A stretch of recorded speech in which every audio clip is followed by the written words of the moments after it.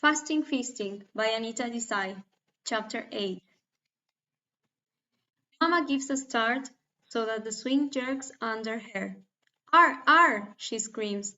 "Uma, look, they are stealing the guavas again. Uma, Uma!" Uma indoors frowns. "What is it, Mama? I am sleeping, you know." "Why are you sleeping? There are thieves in the garden stealing guavas. Ar!" she screams at the top of her voice. "Let them steal." Uma groans, throwing herself out on the bed. The sheets are damp with her perspiration, and she feels stifled by them.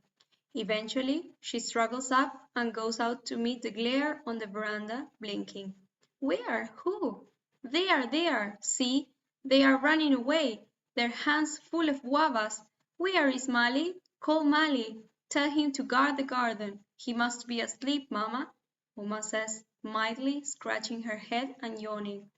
"Everybody is sleeping. Only I stay awake to see what is happening in this house. Thieves attack us. Everyone comes and takes what they like because you are all sleeping." "It is so hot, Mama," Uma protests and trails listlessly back to her bed, where she sits on the edge, yawning, plaiting her hair and listening to Mama's grumbling outside. There were so many marriage proposals for Aruna that Uma's unmarried state was not only an embarrassment but an obstruction. Here was Aruna visibly ripening on the branch, asking to be plucked. No one had to teach her how to make samosas or help her to dress for an occasion. Instinctively, she knew. The pale, pale pink sari, the slender chain of seed pearls, the fresh flowers, the demure downcast turn of the eyes, the little foot in the red slipper thrusting out suddenly like a tongue, and the laughter low and sly. Mama watched and wondered. Papa humphed and howled and scowled, but Uma could see it was a facade and concealed a pleasure he would not allow himself to express. Sometimes there was something in his look that he did not quite control and gave him away, and that upset Mama and made her speak sharply and severely. Then he looked a bit confused and withdrew. Uma did not know what was expected of her in this situation. She waited patiently to be disposed. When Aruna said to her, laughing, "Uma, why don't you cut your hair short, like Lila Auntie? It will suit you, you know," she retorted, "Tch, what silly ideas you have," and was not only annoyed but was hurt as well. She had caught the mockery in Aruna's tone. When they were younger and Uma had brought back those report cards from school filled with red Fs, Aruna had watched in silence while Papa thundered and Mama complained, and waited for a decent interval before proffering her own report card, satisfyingly blue and green, and collected their praise. When the first two attempts at marrying Uma off had ended in disgrace, she had listened to Mama's storms of temper, saying, "I told you he was no good, didn't I?" and looked sympathetically at Uma. But now a certain mockery was creeping into her behavior, a kind of goading, like that a sprightly little dog will subject a large dull ox to when it wants a little action. Uma's ears were already filled to saturation with Mama's laments, and Aruna's little yelps of laughter were additional barbs. Had anyone looked, they might have noticed that Uma's face was losing its childish openness of expression and taking on a look of continual care. Arun, who did not really understand what was happening and was no part of it, seemed to sense this change. He stopped teasing her so much, appealed to her more as an adult now, then became impatient because she could not help him with his multiplication and division exercises, or throw a ball so he might practice his batting. She missed his teasing, and missed Aruna's sympathy and solidarity too.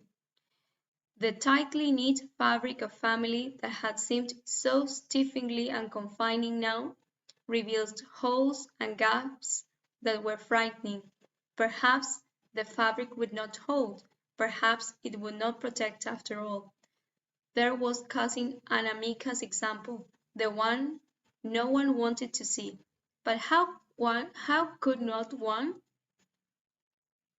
Mama worked hard at trying to dispose of Uma, sent her photograph around everyone who advertised in the matrimonial columns of the Sunday papers.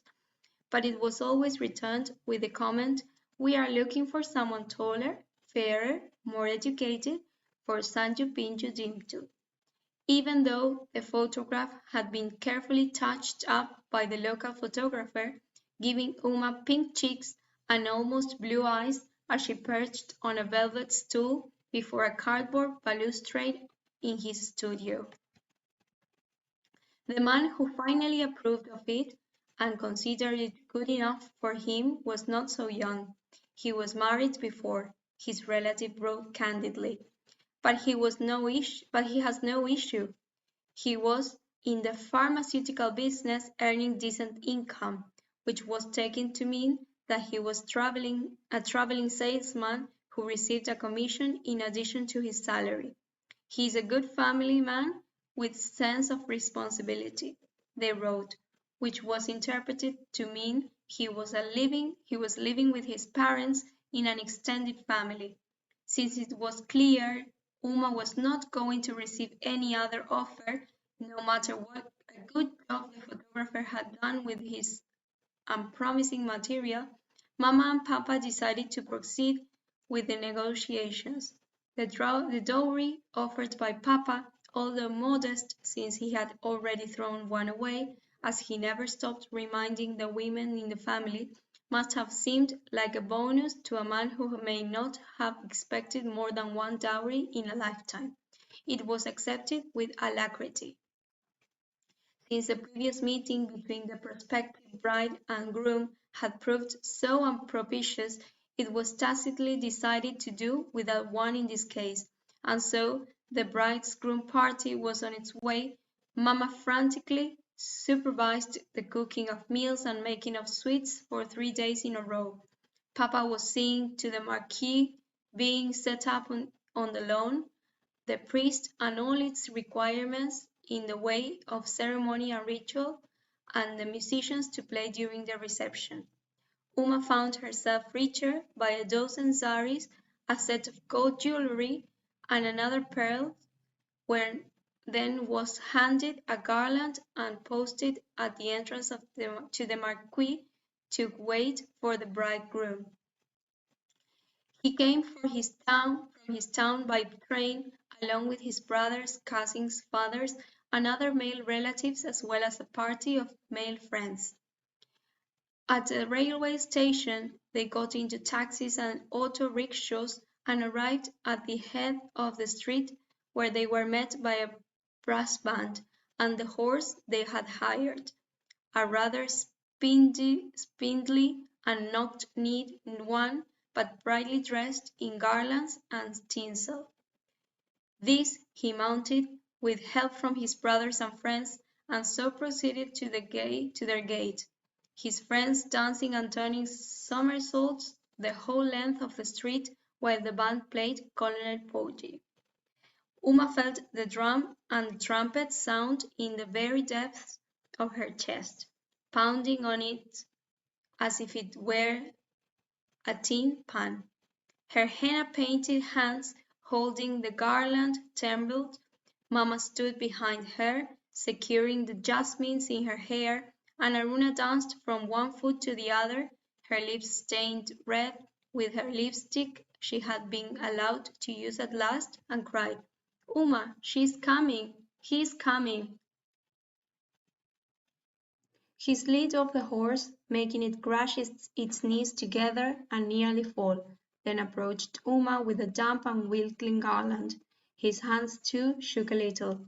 His brothers, who supported him on each side, steered him towards Uma, then raised the curtain of silver and gold tinsel from his face. He looked at Uma glumly and without much interest. What he saw did not seem to make him change his attitude. He handed over his garland, and Uma was made to drape hers over his head. She bit her lips as she did so. He seemed so reluctant to accept it. The man looked as old to her as Papa, nearly, and was grossly overweight too, while his face was pock-marked. None of this disturbed her as much, however, as did his sullen expression. He so resembled all the other men who had ever looked her way. They had all been reduced to precisely this state of an enthusiasm that she relinquished all her foolishly unrealistic hopes. So it was in this spirit that they sat through the long ceremony. Afterwards, Uma remembered only that the smoke from the ceremonial fire, which the priest presided, blew into her face all the way through it, and Ayay, who squatted on her haunches near by in the new sari given for the occasion, whispered in her ear, "That means he will follow you everywhere," and tinkled her many new glass bangles gaily by clapping her hands at her own wit. Every now and then Mamma nudged her, and that was a signal for her to throw rice or oil into the fire, at which the priest cried loudly, "Om Swaha! Om Swaha!" after which he dropped his voice to a mutter again, while running through the interminable Sanskrit verses, audible and comprehensible to him alone. Not that anyone was listening, apart from Uma and her husband, who had no choice. All the guests and the family wandered around the marquee, drinking soft drinks and shouting with laughter. Occasionally one of them would come by and sit for a while to watch her by her side. Uma caught a glimpse now and then of them, of a cool uncle and Lila auntie, Mrs. Joshi, the others. She watched to see if Ramo would appear, but he did not. He was on his farm, his parents said. They had bought it for him in a plan to keep him from drinks or drugs, whatever it was, and no one knew if he had received the invitation. He had become very uncommunicative, they said. And Anamika was with her husband and in-laws. They had not given her permission to come. They just can't let her out of their sight for even one day. They love her so much, Lila auntie assured them. The ceremony wound on at its own ponderous pace. Finally, the solemn bridegroom broke in and said curtly to the priest, "Cut it short, will you? That's enough." The priest looked offended. Uma was mortified. If he could not even tolerate the wedding ceremony, how would he tolerate their marriage? When it was over, her husband took her to the railway station, not on his horse, Uma was relieved to find, but in a car hired by the occasion. All his relatives were already on the platform with the luggage, carrying the presents of boxes of sweets that Mamma had given them, discussing the wedding and particularly the wedding feast that had followed in loud voices. Uma gathered they had considerable complaints to make about it. She was heaved into a four-berth compartment with him, his elder brother and sister-in-law. None of them paid her any attention once they had found a place to sit on the bunk. They pulled out a pack of cards, sat themselves cross-legs on the next bunk, and began to play rummy. The train clattered through the dusty night, stopping frequently at stations that were luridly lit with naphtha flares and swarming with tea and peanut vendors, then rattled on. Uma tried to sit upright and stay awake, but the exhaustion of the entire day and the rocking motion of the train made her sag, then collapse on her side and fall asleep with her cheek and her flower garlands pressed into the grimy green wreck sign on the back of the bunk. She woke once in the dark with only the blue night light gloomily lit above, and found herself pressed against the wall by a heavy figure dressed in slippery nylon garments and many bangles. It was her sister-in-law, rhythmically snoring. She raised her head in a panic to see where her husband was. She knew she must stay with him. Mamma had said so, and saw mouths of flesh heaped on other bunks. She was one of them, she told herself, and tried to go back to sleep, suffocated as she was by her sister-in-law's thick fleshy back, an outdoor of perspiration. At daybreak, they arrived at a small but crowded and clamorous station in the town where Uma was now to live. The marriage partly climbed down from the train, yawning and unwashed, looking much the worse for wear. They got into tongas tiredly and crossly and made their way through bazaars full of bicycles, rickshaws and barrows to their family home, a low yellow house in a lane where cows munched garbage and dogs slunk about growling. Here was Uma. Here Uma was handed over to her husband's female relatives, a hard-beaten mother who kept her teeth tightly clenched on a betel nut as she examined Uma with shrewd small eyes, and the wives of his brothers and their children. Having shown Uma into a room that led off the kitchen and put down the trunk that held clothes, those containing the things Mamma had bought for the house were to follow. Her husband muttered, "You may rest, I am going to work." "To work?" Uma asked in surprise, for the wedding had surely been an unusual event, a kind of holiday, and she had not expected it to end quite so abruptly. He nodded and mumbled something like "in Meerut," and disappeared. Uma sat down on the bed. It was a string bed with the bedding rolled up at one end. There was nowhere else to sit. There was a string across the room on which a few clothes were hung. Men's clothes, her husband's clothes, she thought, quickly averting her eyes from the pyjamas and striped drawers.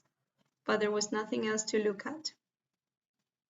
After a few minutes, the women started appearing. First one sister, then another, then the children, finally the mother. They stood in a ring around her, staring. They spoke to each other, making remarks about her complexion, her hair, her jewelry, her sari, the size of her hands and feet. Some lifted her hand and examined the ring, the bangles, the henna pattern. Then one sister marched to the trunk. "Open it," she said. Uma got up and knelt beside to unlock it. She found her hands shaking again. They came up close, pressing against her in order to reach into the trunk and go through its contents. They addressed each other only, making comments on her saris, her jewelry, the bottle of evening in Paris perfume Aruna had given her, but saying nothing to her. Then they withdrew to the kitchen, one after the other, and the last one looked back over her shoulder and said, "Change your clothes and come. We have to prepare food now." Uma did as she was told, uncomfortably aware, as she was undressed and dressed, of their presence on the other side of the door, which she had not the courage to lock and bolt. Dressed in one of her new cotton saris, she went out to the kitchen to join them, hoping they would speak directly to her, ask questions of her, and so begin to some communication at last. But although they gave her instructions about what to do, slice the onions and peel the vegetables, pick the dal, clean and wash the rice, which she did clumsily and awkwardly because she was not used to squatting on the floor to work and had not much experience with such work anyway. They continued to talk to each other in lowered voices, but still loud enough for her to hear their remarks on her clumsiness, her awkwardness, her clothes, and her looks. She gathered they were not impressed by her and her work, but with her face sunk into her cotton sari and her ears burned. When the men returned from work, they too gave Uma a silent scrutiny as they settled down to eat. Uma was surprised that Harish was not amongst them. She did not dare ask them where he was for fear of not getting an answer. After helping the women wash the pots and pans under a splashing tap in the corner and soaked through by the exercise, She went to her room, thinking he might come late. He was working extra hours to make up for his time away at the wedding. She lay awake on the string cord the whole night, listening to the kitchen tap drip. It was tied up with a rag, and the water ran from it constantly, and the stray dog in the lane outside whined, coughing and talking the other rooms, and then, when at last it was grey with dawn and he had still not come, she got up and went into the kitchen with an anxiety that was like a choking of her throat, wanting to ask for news of him. His mother was making tea in a great pan, boiling milk and tea leaves and sugar together. "Did he not tell you he has gone to Meerut?" she asked crisply, and Uma thought contemptuously. For several weeks Uma kept writing home to tell the family that Harish was away in Meerut on work and had not returned. In those weeks she learned how to cut vegetables in pieces of exactly the same size, how to grind spices into a wet paste, and how to tell one dal from another. All the speech directed at her was in the form of instructions. There was no other. Then one day Papa arrived at the house. Uma's mouth fell open with shock and alarm when she saw him storming at the door, and hurried towards him, afraid that he had brought bad news. It was bad, but it was not anything she had expected. Papa had learned that they had been dubbed. Harish was married already, had a wife and 4 children in Meerut, where he ran an ailing pharmaceutical factory to save which he had needed another dowry which had led him to marry again. The scene that followed was surely a unique and memorable one, but Uma's response to it was to shut not only her eyes and ears to it. She had gone into her room, shut the door, and sat on the bed, wrapping her sari over her head, around her ears and mouth and eyes, till it was all over, but even her mind, so as to block out a memory she could not have lived with. It consisted of Papa raving and ranting at one end, in the mother-in-law screaming and screeching at the other, the brothers shouting and threatening in between, the sisters-in-law clustering together to watch all the parties in a kind of bitter satisfaction. So Uma went home with Papa, by doing the same journey on a day train. It was as if the entire process was being reversed. The compartment was crowded with this time with strangers. But Papa had so lost control of himself, he was so beside himself, as not to behave normally or sanely. He beat his head with his fists and moaned aloud about the dowry and the wedding expenses, while everyone, all of them strangers, women with babies and baskets of food, men reading papers or playing cards or discussing business, turned to listen with the keenest of interest, throwing significant looks at Uma, who kept her head wrapped in her sari in an effort to screen her shame. By the time they reached their own station, everyone along the way knew of her humiliation and her ruin. It was fortunate that none of them were the lawyers and magistrates Papa ordinarily met. He would not have cared so to lose the control of himself and betray his gullibility before them. It was necessary to get himself under control by the time he returned to his own circle and his normal round. Stepping out at the station that looked so large, so orderly and civilized by comparison with the others they had passed, electric fans hung from the high ceiling, magazines and paperbacks were arrayed on the shelves of Wheeler's stall. He fell silent and resumed his ordinarily grim appearance. Uma was relieved. The disintegration of Papa's personality had pained her as much as that of her marriage. At home, Mama opened every one of the trunks Papa had insisted Uma pack and bring with her, and checked every item in them. Papa had managed to retrieve her jewelry by threatening the family with legal action. Oh, what a mistake they had made by choosing a bride from a legal family, an educated family. But it had been too damning to fight for every pot and pan they had contributed to the kitchen, and there was a great deal, Mamma lamented, that was lost. While these scenes were being played out in the centre, the heart of the family and household, Arun withdrew to its outermost limits, hiding in his room under the blanket of comic books. If anyone were to look in, Arun was not to be found. In his place were Captain Marvel, Superman, and Phantom. At night, in the dark and the silence, Aruna whispered to her sister, Uma, Uma, did he touch you, Uma? Making Uma bury her head in her pillow, and how? No, no! So that Aruna fell back with a little sigh of disappointment. Next day she reported it to Aya, who reported it to Mama. Mama and Aya appeared relieved, as if a great weight had been lifted from them. The marriage was somehow cancelled, annulled. Mama was never told of the legal proceedings involved.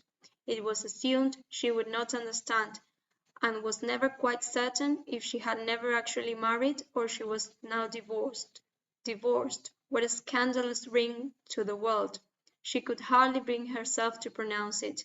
She knew no one was. Once, when she asked Mamma hesitatingly, out of a curiosity she could not restrain, Mamma smacked at the air as if it is a mosquito and snapped, "Don't talk about it. Don't remind me of it." Having caused her parents 2 dowries without a marriage to show in return, Uma was considered ill-fated by all, and no more attempts were made to marry her off. Once Uma overheard Mamma telling Miramasi, who was visiting, all those astrologers we consulted about her horoscope, what liars they proved to be, only to have Miramasi reply, "It was not to astrologers you should have taken her, but to the Lord Shiva, to pray for his blessing instead." "And you think your Lord Shiva would have blessed her?"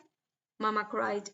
Miramasi gave her a severe look, and Uma heard her say in her most dignified manner, "She is blessed by the Lord. The Lord has rejected the man you chose for her, because he has chosen her for himself." Uma, thunderstruck, crept away in the dark of the shadows, flanked by the neem trees across the terrace, where they sat talking after Papa had gone to bed. Papa did not tolerate such talk. The thought that the Lord Shiva was pursuing her made her no more comfortable than she thought of all the men who had fled from her. The Lord Shiva may have been an acceptable husband to Miramasi, but even he, at least in the form of the brass image that had been stolen from her, had proved himself elusive. She wanted to point this out to Miramasi and Mamma, to say, "You see, it is not so easy." But the two women sat silently beside each other, darkly brooding, and Uma knew, seeing them, their green presences throwing dark shadows upon the wall, that she had not had their experiences, that hers was other, that of an outcast from the world of marriage, the world which all the murmuring and whispering and muttering implied was all that mattered. Retreating to her room, she sank down on the floor against the wall, and put her arms around her knees, and wondered what it would have been like to have the Lord Shiva for a husband, have him put his arms around her. "Did he touch you?" Aruna had wanted to know. No, he had not, and sitting there in the dark, Uma tried to imagine what it would have been like if he had.